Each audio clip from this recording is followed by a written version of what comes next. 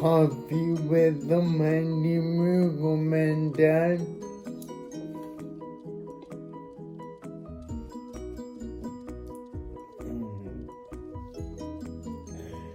So today I was thinking, we need to teach kids more respect. With that being said, remember, respect starts in the home, so don't let your kids run wild. Teach them respect for adults and to control their emotions.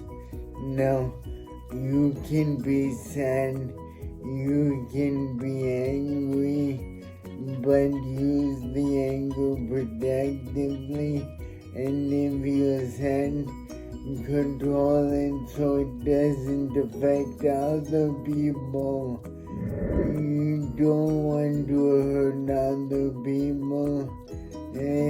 That's my philosophy. It aligns pretty well with the Libertarian Party. Don't hurt people, don't take their stuff, and you can do as you want as long as those two are met, and live longer, feel better, and life to your years. You've made it this far.